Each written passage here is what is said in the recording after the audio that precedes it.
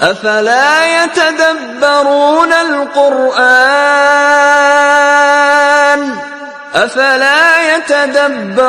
القرآن ام على قلوب اقفالها؟ بسم اللہ الرحمن الرحیم، الحمد للہ رب العالمین وبہ نستعین وصلی اللہ وسلم علی سید الانبیاء والمرسلین وعلی آلہ واصحابہ اجمعین ومن تبعہم بإحسان الی یوم الدین، اما بعد۔ محترم ناظرین اکرام، قرآن مجید کی فضائل سے متعلق یہ جو سلسلہ چل رہا ہے، ابھی اس نشست میں انشاءاللہ امت مسلمہ کا قرآن مجید سے دوری، غیر مسلمین تو دور ہے ہی، امت مسلمہ کی اگر بات کرتے ہیں، ایک عمومی تجزیے کی میں بات کر رہا ہوں، جو قرآن مجید سے دوری کے جو اسباب ہیں، وہ اسباب اس لیے ذکر کیے جا رہے ہیں تاکہ اس کے ذریعے سے ہم قرآن مجید کے قریب آ سکیں اور لوگوں پر توجہ دے سکیں۔ اس کی مختلف اسباب ہیں۔ سب سے بڑی بات تو یہی ہے کہ اللہ سبحانہ وتعالیٰ کی توفیق نہ ہونا ہے۔ اس سے بڑا سبب کیا ہو سکتا ہے؟ لیکن جو متعدد باتیں ہیں اس میں کہ اس کے نتائج کیا کیا ہیں، دو تین باتیں میں آپ کے سامنے رکھوں گا۔ سب سے پہلی بات یہ ہے کہ ماں باپ کا اس سلسلے میں توجہ نہ دینا ہے۔ ہم دیکھتے ہیں کہ مسلمانوں کی بڑی تعداد، بیشتر والدین اپنے بچوں کو بہت کچھ پڑھاتے ہیں، لیکن قرآن مجید سے متعلق ان کی غفلت دیکھیے۔ کبھی مغرب کے بعد بچوں کے لیے 1 گھنٹے کے لیے کبھی بھیج دیتے ہیں، اور کبھی چھٹیوں میں تو اس کو چھوڑ دیتے ہیں، یا قرآن مجید کو جو ہے صرف سرسری طور پر ایک ناظرے کے طور پر پڑھا کر کے چھوڑ دیتے ہیں۔ اہل علم کی مجلسوں میں بھیجنا یا قرآن فہمی سے متعلق جو دروس ہوتی ہیں اس پہ اپنے بچوں کو شریک کرانا، خود بھی شریک ہونا، یہ نہ ہونا یہ بہت بڑا سبب ہے کہ قرآن مجید کا جو فہم ہے، قرآن مجید کی جو سمجھ ہے وہ امت مسلمہ میں نہ کے برابر ہے۔ یہ اس کا ایک بنیادی سبب ہے۔ اس کا ایک دوسرا بنیادی سبب یہ بھی ہے کہ ہمارا جو طرز تدریس ہے، یعنی آپ دیکھیے اسکول میں جو بچے پڑھتے ہیں، بھلے ہی آج مسلم اسکول کی بہت تعداد بڑھ گئی ہے، بڑی تعداد ایسی ہے مسلمانوں کے اسکولوں کی جس میں ان کا جو نصاب ہے، ان کا جو طرز تعلیم ہے، ان کا جو طریقہ تدریس ہے، آپ دیکھ لیجئے بچے کو بالکل آغاز سے لے کر کے ایک بڑی سے بڑی سند جب اس کے ہاتھ میں آتی ہے تو دنیا کے علم کا ایک انبار اس کے پاس ہوتا ہے، لیکن شریعت سے متعلق 2-3 کتابیں وہ پڑھا ہوا رہتا ہے۔ اللہ کے رسول کی سیرت کو صلی اللہ علیہ وسلم 2-3 صفحات میں وہ پڑھا ہوگا، اور اس میں بھی رسول اللہ صلی اللہ علیہ وسلم کی زندگی سے متعلق ایسا اس کے دل میں تعارف آیا ہوگا کہ جس سے اس کی کوئی خاص محبت نہیں پیدا ہوتی ہے۔ اسلام سے متعلق بالکل ہلکی پھلکی بنیادی 2 باتیں اس کے دل میں رہتی ہیں۔ اسی لیے ہم دیکھتے ہیں کہ پھر بھی شکوک و شبہات کی گرفتار ہے، پھر بھی جو روزانہ کی جانے والی عبادات ہیں، نماز ہے، روزہ ہے، اور روزانہ جو ذکر و اذکار جو پڑھے جاتے ہیں، ان سب میں کوئی دلچسپی اور کوئی علم نہیں ہے۔ سب سے بڑی بات اس کی بنیادی وجہ یہ ہے کہ معمولی کچھ باتیں ہم پڑھا دیتے ہیں، اور ہم سمجھتے ہیں کہ مسلم اسکولوں کی میں بات کر رہا ہوں اور نہ عام اسکولوں کی اگر بات کرتے ہیں، اس سلسلے میں جو کمی ہے، جو خلا ہے، یہ پورا ڈھانچہ آپ دیکھ سکتے ہیں کہ نتائج کے اعتبار سے کہ امت مسلمہ کے ان افراد میں علم نہ کے برابر رہتا ہے۔ ایک دوسرا سبب ہے۔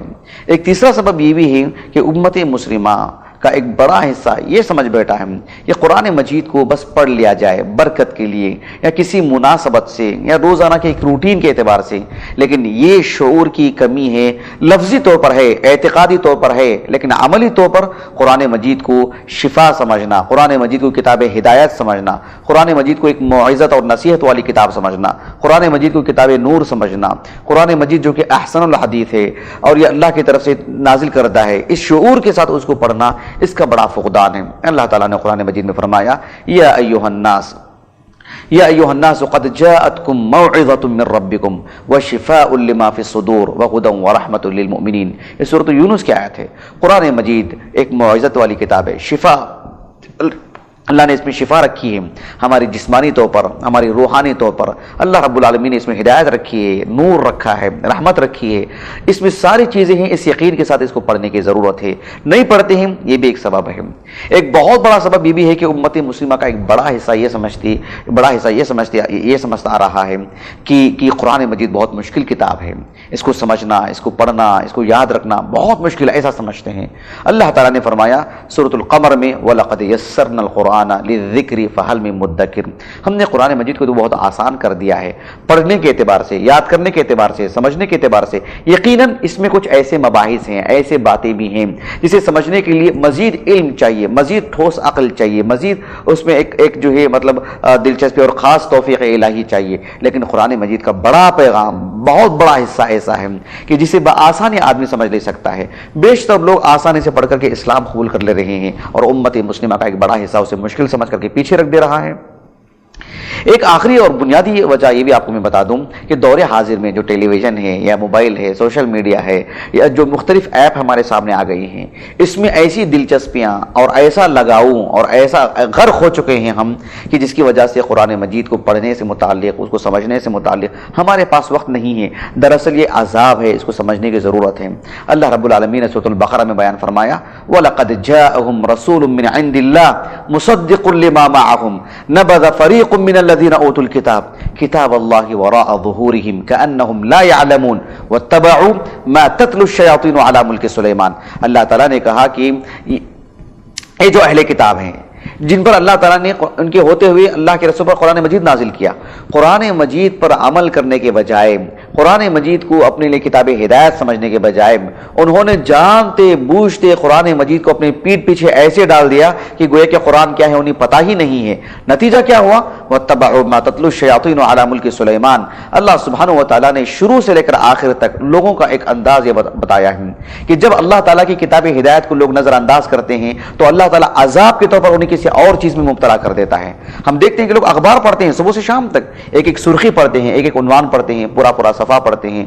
کیوں؟ اس لیے کہ عذاب ہے۔ آپ قرآن نہیں پڑھیں گے، اللہ نے اس میں ان کو ملوث کر دیا۔ قرآن نہیں پڑھیں گے، اللہ نے واٹس ایپ پر ان کو جو ہے مشغول کر دیا۔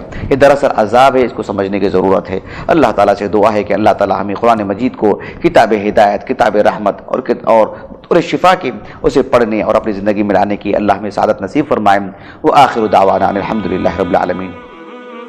اور مزید ویڈیوز کو دیکھنے کے لیے آپ ہمارے YouTube چینل کو سبسکرائب کریں۔